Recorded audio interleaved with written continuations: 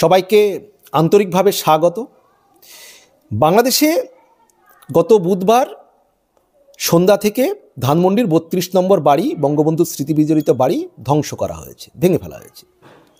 আবার এই বৈষম্য বিরোধী ছাত্রদের নামে গাজীপুরে প্রাক্তন মন্ত্রী, সাবেক মন্ত্রী, তার বাড়িতে হামলা চালায় প্রাক্তন মন্ত্রী, মুক্তিযুদ্ধ বিষয়ক মন্ত্রী প্রাক্তন তোফাজ্জেল হক।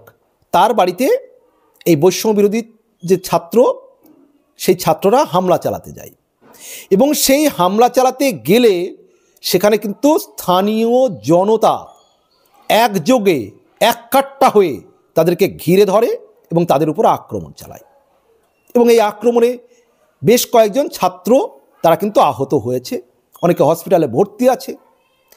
এবং এই যে যারা বৈষম্যবিরোধী ছাত্ররা বাংলাদেশের বিভিন্ন জায়গায় আওয়ামী লীগের প্রাক্তন মন্ত্রী, আওয়ামী লীগ সরকারের প্রাক্তন মন্ত্রী, এমপি, তাদের বিরুদ্ধে হামলা চালাচ্ছেন। কিন্তু এই প্রাক্তন মুক্তিযুদ্ধ বিষয়ক মন্ত্রী তোফাজ্জেল হকের বাড়িতে যখন হামলা করতে যায়, স্থানীয় মানুষ কিন্তু তাদের ঘিরে ধরে, একেবারে আক্রমণ চালায়। তারা পালিয়ে যায়, কেউ পালাতে পারে না, অনেকে আহত হয়েছে। পরবর্তীকালে সেখানে যান দুজন নেতা, বৈষম্যবিরোধী ছাত্রদের নেতা হাসনাত আবদুল্লাহ এবং সার্জিস আলম। সেখানে তারা গিয়ে শুনতে চান যে কি পরিস্থিতি হয়েছে। তখন সেই আন্দোলন, বৈষম্যবিরোধী ছাত্র যারা গিয়েছিল, যে মন্ত্রী মোজাম্মেল হকের বাড়িতে ভাঙচুর করার জন্য, মুক্তিযুদ্ধ বিষয়ক মন্ত্রী মোফাজ্জেল হক। তো এই মোফাজ্জেল হকের বাড়িতে যারা ভাঙচুর করতে গিয়েছিল, তারা বলছে যে তাদের উপরে যখন আক্রমণ হয় তারা বারবার পুলিশকে ফোন করেছে, কিন্তু পুলিশ তাদের লোকেশান চেয়েছে, কোথায় চিনতে পারেনি। তাই পুলিশ অনেক দেরিতে আসে এবং তাদেরকে সেখানকার স্থানীয় মানুষজন মারধর করেছে, অনেকে আহত হয়েছে।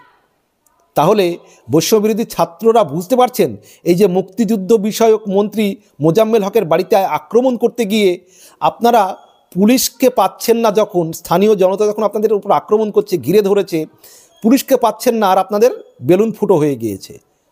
তাহলে বুঝতে পারছেন যে আপনারা পুলিশ ছাড়া আপনাদের এই মুহূর্তে কি পরিস্থিতি। বৈষম্যবিরোধী ছাত্র আন্দোলনের যে দুই নেতা হাসনাত আবদুল্লাহ এবং সার্জিস আলম, তারা ঘটনাস্থলে যায়, আহতদের দেখতে গিয়েছিলেন এবং তাদের সামনে বলছে যে তারা নাকি শান্তিপূর্ণভাবে প্রতিবাদ করেছে। কি শান্তিপূর্ণ প্রতিবাদ ভাই? একের পর এক বাংলাদেশ জুড়ে আওয়ামী লীগ নেতা মন্ত্রীদের বাড়ি ভাঙচুর করছেন, লুটপাট করছেন, এগুলো শান্তিপূর্ণ প্রতিবাদ? আর এবার স্থানীয় জনতা আপনাদের ঘিরে ধরে উত্তম মধ্যম দিয়েছে, আর এবার পুলিশ ডাকছেন কেন? আপনারাই তো খুব বলতেন এর আগে যে পুলিশ ছাড়া আওয়ামী লীগকে মাঠে আসতে বলুন, পুলিশ ছাড়া আওয়ামী লীগকে মাঠে আসতে বলুন। আর এখন আপনারা একটু পুলিশ সেনাবাহিনী ছাড়া দেখুন কি পরিস্থিতি। কেন বলছেন যে পুলিশ আসেনি, পুলিশ ডাকছেন? পুলিশ না আসলে আপনাদের যে কিছু করার নেই। পুলিশ যদি মদত না দেয়, এই সরকার যদি মদত না দেয়, বৈষম্যবিরোধী ছাত্র আন্দোলন আপনাদেরকে, বাংলাদেশের জনগণ পিটিয়ে একেবারে ঠিক করে দেবে। আপনাদের যে সীমাহীন অত্যাচার বাংলাদেশ জুড়ে, এটা বাংলাদেশের মানুষ আর নিতে পারছে না। আপনাদের কর্মকাণ্ড দেখে মানুষ অসহ্য হয়ে গিয়েছে। আপনারা বঙ্গবন্ধুর বাড়ি ভাঙচুর করেছেন, তার প্রতিক্রিয়া সারা বিশ্বব্যাপী নিন্দার ঝড় বইছে।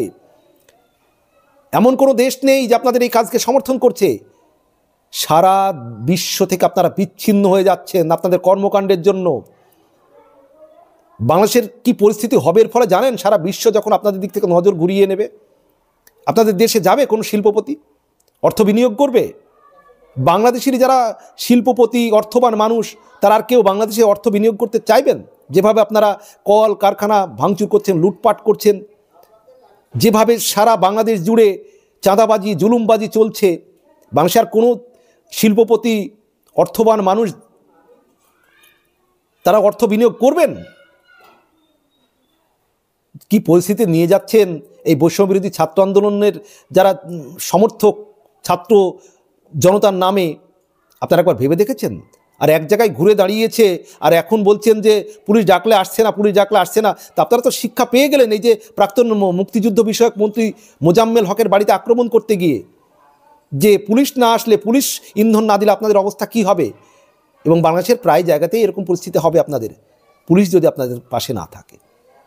সম্মানিত দর্শক, আপনারা কি মনে করেন জানাবেন কমেন্ট বক্সে।